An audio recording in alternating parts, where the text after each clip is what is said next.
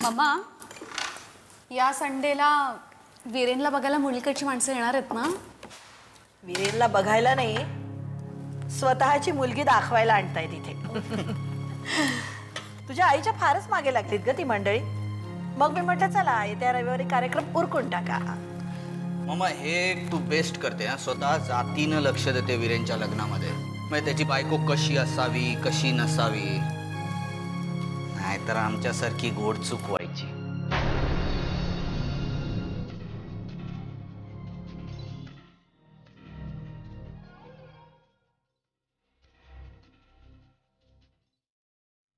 काय बघताय काय असे?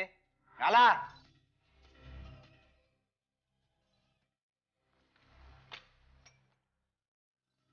वहिनी चल तू सुद्धा बस, गरम गरम जेवून घे. रोज काय आपली वाढत असतेस.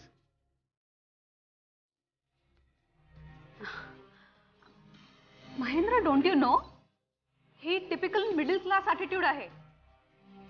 आधी वाढायचं आणि मग जेवायचं, त्याशिवाय मोठेपणा कसं काय मिळेल? नाही, चुकतेस तू आदिती. वहिनीला मोठेपणा घ्यायची गरजच नाहीये. ती या घरची मोठी सून आहे आणि रांधा वाढा उष्टी काढा आणि नंतर जेवा असा वहिनीचा दिनक्रम असतो. तुझ्या बाबतीत म्हणायचं झालं तर फक्त जेवा, एवढंच. महेंद्र प्लीज, मला काही बोलायची गरज नाही. मग तुलाही वहिनीला बोलायची काही गरज नाहीये. वहिनीचा मान ठेवता येत नसेल तर तिचा अपमान तरी करू नकोस. इनफ महेंद्र. नाही निका, तूही जेवायला बस. ब्रह्मचारी वाढेल सगळ्यांना. नाही, मी थांबते. अरे नाही, अण्णा येणार आहेत ना, मी त्यांची वाट बघते.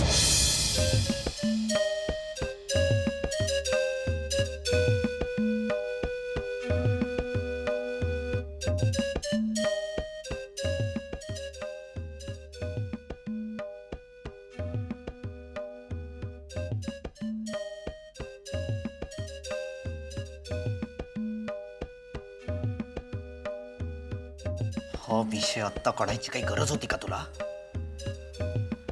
स्वतः सुखाने जेवू नका आणि दुसऱ्याला जेवू देऊ नका. रोजचा उशीर कंटाळा आलाय. रोजचं झालंय हे. आम्ही वाट बघत बसायचं आणि आरामात येणार राणी साहेब. येईल हो. काय येईल हो येईल हो, तुम्हीच पाठीची घालताय तिला. बरं, आल्यावर बोलू नका तिला काही. काय बोलू नका? ती पाहिलीच की.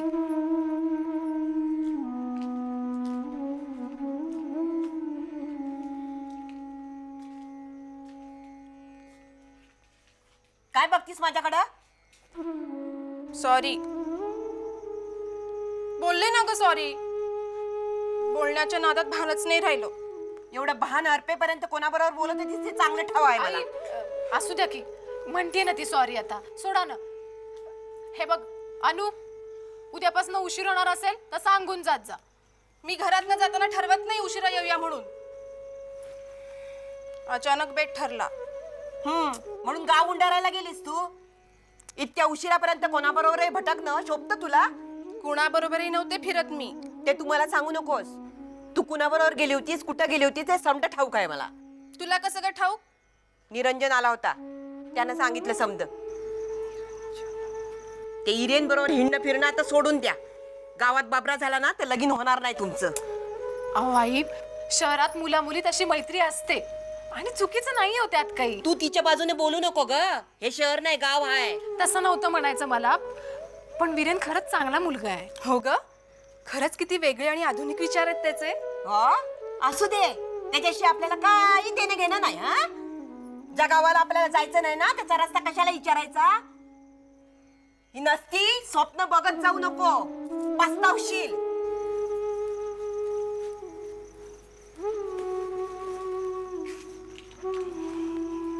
ऐकलं ना वा आई काय म्हणाल्या ते? हो ऐकलं. ह्या कानाने ऐकलं आणि ह्या कानाने सोडूनही दिलं. निरंजन म्हणत होता तलावावर आहेत दोघ जण. काय बोलला विरेन? हं? चला आता लवकर. आणि बोलू नको काही जास्त. अमर, मला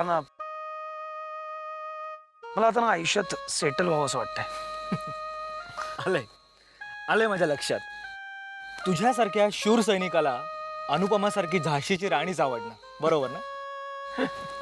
yes, you are absolutely right. Amar, मी लग्न करीन तर अनुशीच. अनु? आमची मतं आमचे विचार खूप जुळतात. पण नंतर मग भांडू नका. अरे नाही, अजिबात नाही. अमर, मी जेवढं अनुला ओळखतो ना, तिला जेवढं समजून घेतलं ना मी, त्याच्यावरून मला दुसरी मुलगी, तिच्यासारखी दुसरी मुलगी मिळणं शक्यच नाही. चांगलंय. पण तुझ्या घरच्यांना चालेल? म्हणजे तुझ्या आईला ती पसंत पडेल?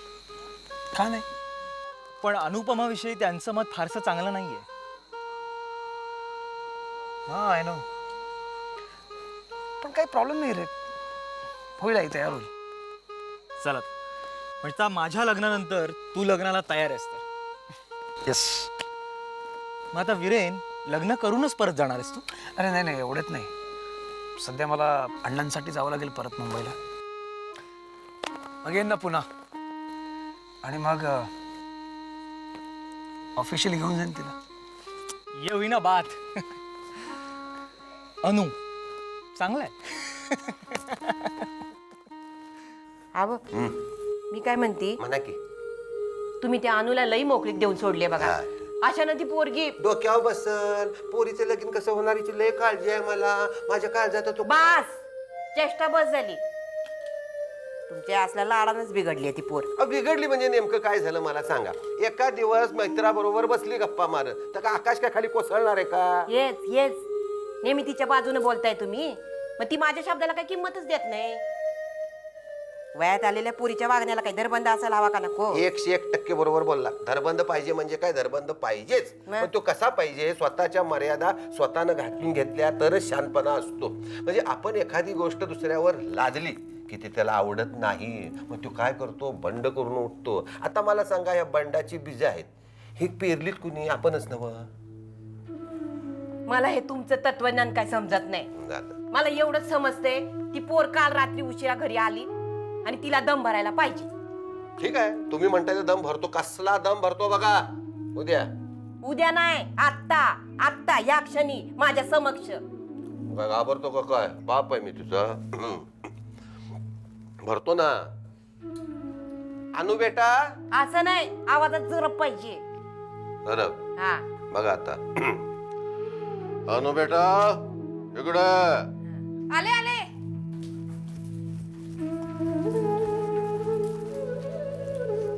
काय बा, कशी आहेस? बरी आहे का? नाही, ही म्हणत होती की काल तू उशीर आलीस म्हणून. का उशीर आलीस? काल? हा?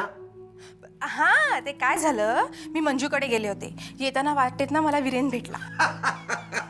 विरेन भेटला? अगं मग त्याला घरी घेऊन यायचं. हे म्हणजे मी काय म्हणत होतो, हे अशा वेळी अवेळी परपुरुषाबरोबर बाईनं फिरणं बरं दिसत नाही, असं तुझी आई म्हणत होती. सॉरी आबा, यापुढे माझी अशी कधीच चूक नाही होणार.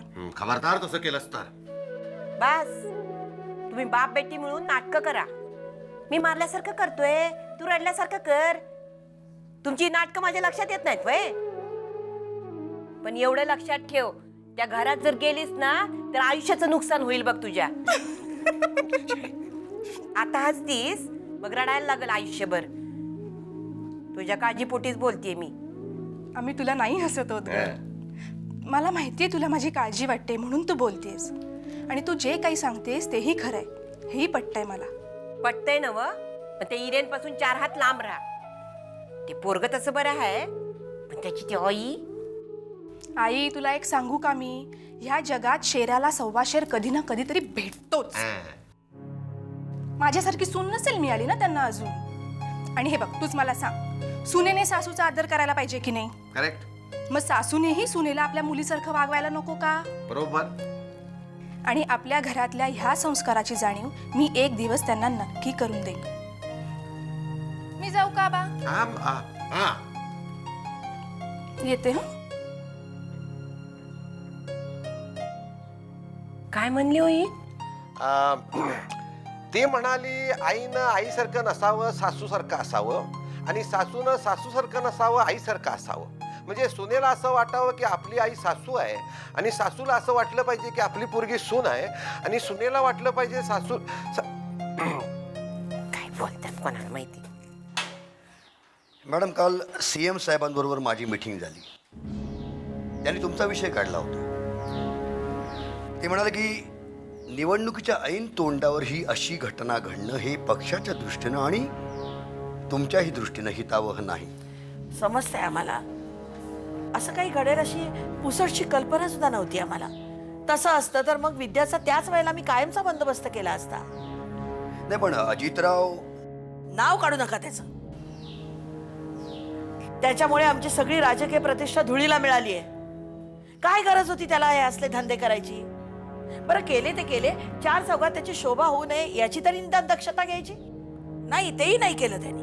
मॅडम, आम्ही आमचं सगळं वजन खर्च करून ही बातमी इथल्या लोकल पेपर्समध्ये येणार नाही याची खबरदारी घेतली. पण तरी सुद्धा मला वाटतं की हे प्रकरण आपल्याला कदाचित जड जाऊ शकेल. याचं कारण म्हणजे माणिकराव शेळके.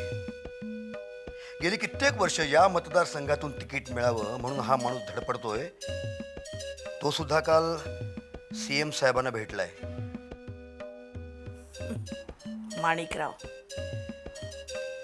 माणिकरावांचं तिकीट मिळवण्याचं स्वप्न शेवटपर्यंत स्वप्नच राहील बघा. अहो, हा मतदारसंघ आमचा आहे. आमच्या वाडवडिलांपासून या मतदारसंघातून आम्ही निवडणुका लढवतोय आणि जिंकतोय. ती पुण्याई आम्ही मातेमोहन नाही ठरू देणार. तरी सुद्धा मला वाटतं की मॅडम, तुम्ही तुमच्या मतदारसंघातल्या चक्रा आता वाढवायला पाहिजेत. प्रचाराचा धूमधडाका आत्तापासूनच सुरू करा. कारण या प्रकरणामुळे तिथल्या आपल्या कार्यकर्त्यांमध्ये जो काही संभ्रम निर्माण झालेला आहे तो दूर व्हायला हवा. नाही, आम्ही त्याची काळजी घेऊ. काय असतं, जनमानसाची स्मरणशक्ती खूप कमी असते. असल्या गोष्टी नाही फार काळ लक्षात राहत. आम्ही प्रचार मोहिमेचा वेग वाढवू. गुड. या बाबतीत तुम्हाला माझी काही मदत लागली, कधी बोलवा मला. मला वाटतं तशीच गरज पडली ना तर आपण CM साहेबांना सुद्धा या प्रचारासाठी उतरवू शकतो.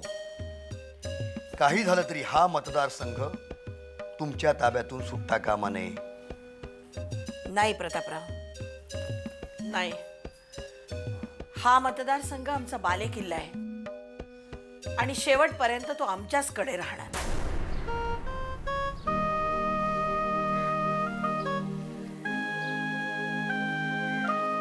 वीरेन, वीरेन, वीरेन.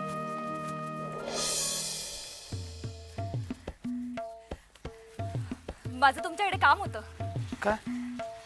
अनुपमाने तुम्हाला भेटायला बोलवलंय फॅक्टरीच्या मागे. नक्की या हा. नाही म्हणजे अनुपमाने सांगितलं असं सांगायला तुम्हाला. येते हा. अनुपमाने असं भेटायला बोलवलं?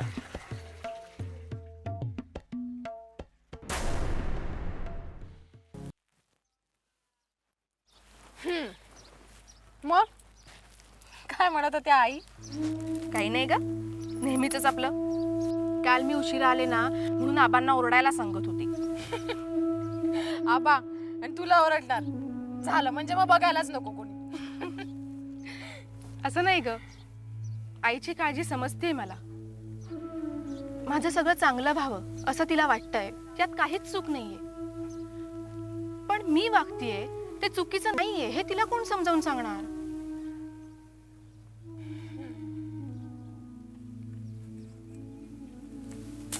चल जाऊ देते. मला सांग अनु, वीरेन बद्दल काय वाटतं का तुला? वीरेन खरंच खूप चांगला आहे ग. काल आम्ही भेटलो ना तेव्हा मला जाणवलं की त्याच्या मनात एक निरागस मुलगा लपलाय. बर, म्हणजे आता एकमेकांच्या मनात डोकवण्यापर्यंत मजल गेली. तू चिडवणार असशील ना तर काहीच सांगणार नाही मी तुला. ए बाई नाही चिडवत. अगं खरंच नाही चिडवत आता. पण सांग की काय वाटतं ग? खरंच आवडतो? खरंच सांगू, वीरेन सारख्या मुलाशी लग्न करायला मला खूप आवडेल. पण आई म्हणते तेही बरोबर आहे. लग्न एकट्या मुलाशी होत असलं तरी नातं सगळ्या घराशी जोडलं जातं. आणि वीरेंचं घरही तसं एकत्र कुटुंबच आहे ना. वहिनी, मला ना असं खूप आवडतं. म्हणजे घर सांभाळावं, सासू सासऱ्यांची सेवा करावी, तुझ्यासारखी लाडकी सून बनून संसार करावा. दुसऱ्या कुठल्याही अपेक्षा नाहीयेत ग माझ्या. वहिनी, आपलं घर सोडून परक्या घरात जाताना कसं वाटतं ग? कसं वाटतं म्हणजे? म्हणजे आपलं घर, आपली माणसं, आई वडील, बालपणीची आठवणी हे सगळं विसरून परक्या वातावरणाशी जुळून घ्यायचं. त्रास होत असेल ना? नाही होत ग. आणि विसरायचं कशाला जुनं सगळं? फक्त माप ओलांडताना ही माझी माणसं आहेत, हे माझंच घर आहे अशी खूणगाठ मनाशी बांधली ना की मग पुढचं सगळं सोपं होतं बघ. पण एखाद्या परक्या माणसाला आयुष्यभराचा सोबती मानायचा म्हणजे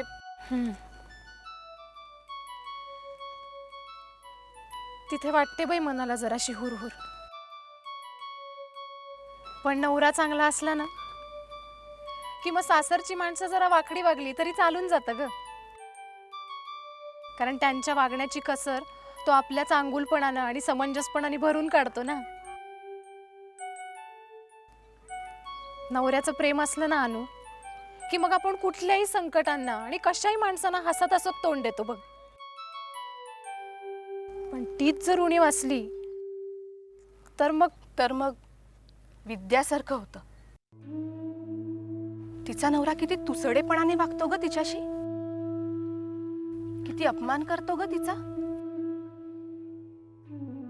असंच असतं अनु. म्हणून घरची माणसं बघण्याआधी ज्याच्याशी जन्मभराची गाठ बांधायची ना त्याची नीट पारख करून घ्यावी. सत्य. घे लवकर, वीरेंचाच फोन असेल. हॅलो, कोण? अनुपमा सरदेशमुख का? आपण कोण बोलताय? तुमचा हितचिंतक बोलतोय. तुम्हाला सावध करण्यासाठी फोन केलाय. सावध करण्यासाठी?